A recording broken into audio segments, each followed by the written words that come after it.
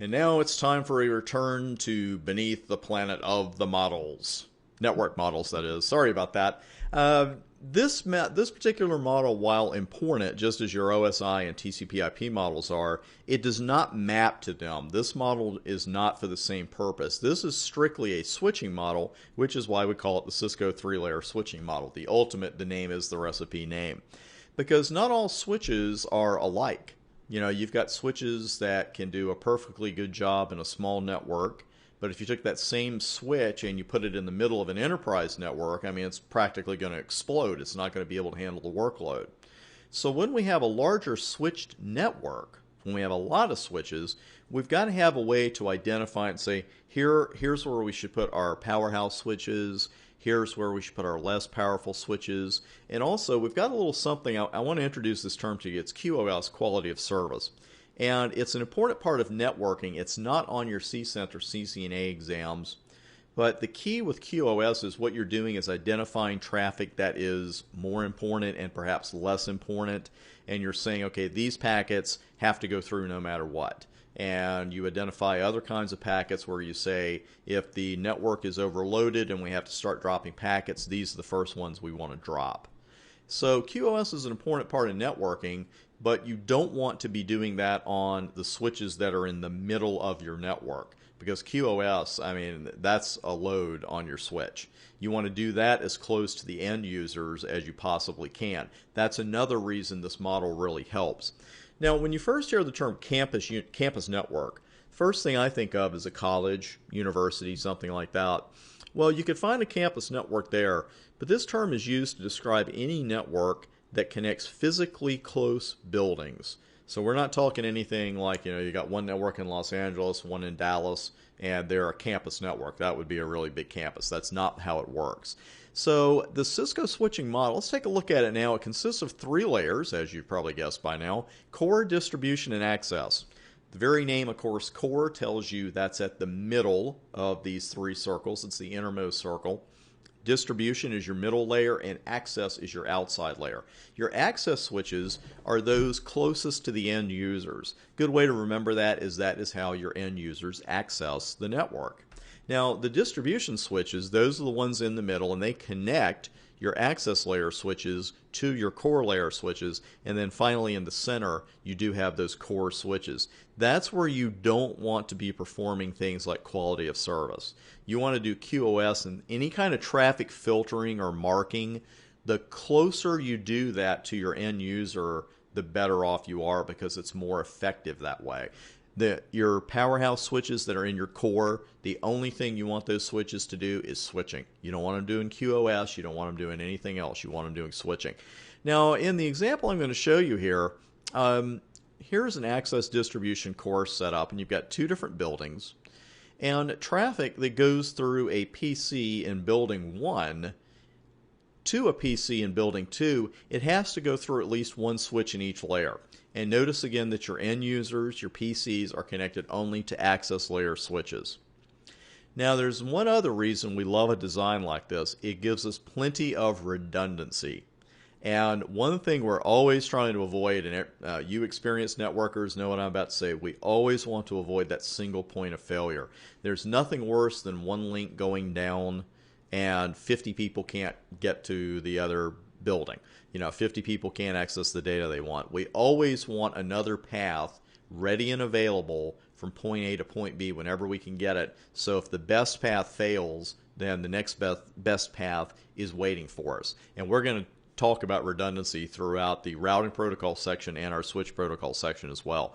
That's what we want. Redundancy, it's just a fancy way of saying we've got a backup plan. And in networking, just like in life, you always got to have a plan B. And in this case, that B stands for backup, because we will take as many backup plans as we can get. Now, we do need a process, though, that allows us to pick the fastest path between switches while having those backup paths standing by. And we do have that, the Spanning Tree Protocol, STP. It's going to be your first protocol. And you're going to be introduced to that in the very next section of this course. Right now, I want to introduce you to another vital switching topic, and that is fundamental switch security. Security, obviously, a huge part of today's networks, and it's not going anywhere anytime soon. The more security you go on to learn, whether it's CompTIA Security Plus for the fundamentals, whether it's Cisco-centric with a CCNA security, the more security knowledge you have, the better off you are. The fundamentals of security, they don't sound that exciting, but they really can prevent your casual attacks. One of them is just to make sure your switches are locked up. This isn't as prevalent as it used to be, but say 5 to 10 years ago, I was amazed at how many server rooms I could still walk into without a badge, without a pass. Just, the old thing, just look like you know where you're going. And, your server room should obviously be locked. Now, your cabinet should be secured as well. I know that's only going to happen in a perfect world, but keep at least one locked door between non-networking personnel and your switches at all times. Another trick I want to show you, not really a trick, but it's an often overlooked security feature, and that's using your unused VLANs for security. Now, we've talked about VLANs, we've configured them, we're going to configure them some more. But you can also use an unused VLAN as kind of a security feature, because Cisco switch ports on a lot of the models have some defaults that frankly are very undesirable. One of them is that they're open. You'll notice when we were doing that previous lab with the VLANs that I didn't have to do anything to open the switch ports. The switch ports were already open.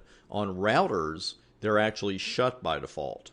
So to have the door open, so to speak, just like that, it's not really desirable. It's not what we want. Now, Cisco switch ports on many models, again, not everyone. On the 2960s, they're not doing this, but the 2950s, they are. They're actively attempting to trunk.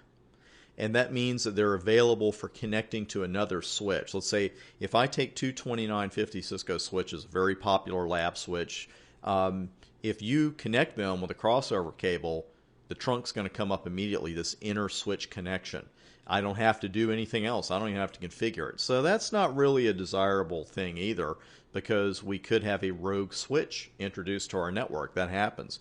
Somebody could get a switch physically in that room, connect it to another switch, and all of a sudden they're in your network.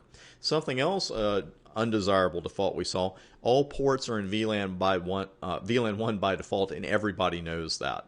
So these are three defaults we may want to change. What I would do here, what I just like to do, period, is close unused ports with the shutdown command.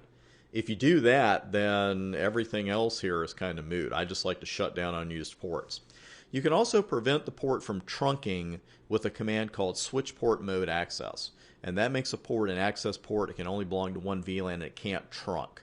And you will see that in action in the trunking section. So if trunking is new to you and you're not grasping that immediately, don't worry about it. You haven't seen it yet, but you will. I wanted to mention it here with the other security tips.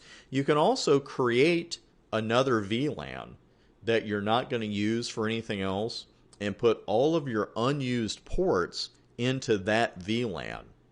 Nothing wrong with that at all. Again, I just like to shut the ports down, but these are three really good tips for increasing your switch's security. The next one here is one we're going to do plenty of lab work with, and that's port security. Let's talk about that for just a moment. In a real-world scenario here that I've bumped into more than once, and you're very likely to bump into, if not on your exam, certainly in the real world. We've learned how the switch builds the MAC table. We know the deal. And here's another reason that I'm mentioning this again, that the switch looks at that source MAC address before anything else. And when we talked about, the switch uses that value to build the MAC address table, but I did mention there were other reasons it does that. And port security is one of those reasons. That behavior of examining the source MAC address first, that makes port security possible, as you're about to see.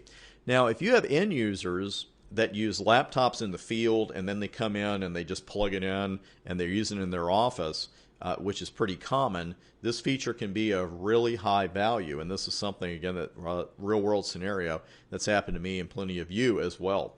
Let's say that you have someone, doesn't have to be a vice president, but it probably is, that uses a laptop with a MAC address of all Bs.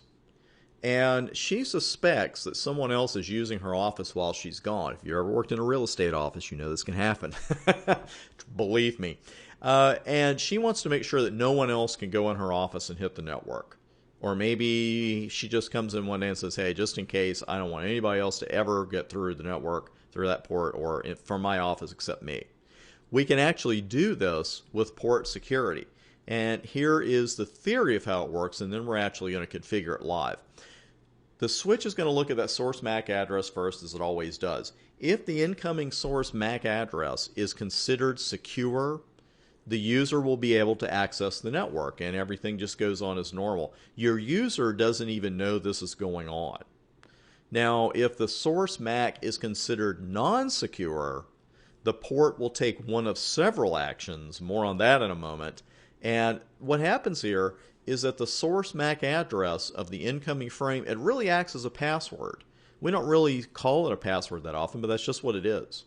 And what happens then, again, it'll take one of several actions, but whichever action we configure it to take, that person is not going to be able to access the network through that port.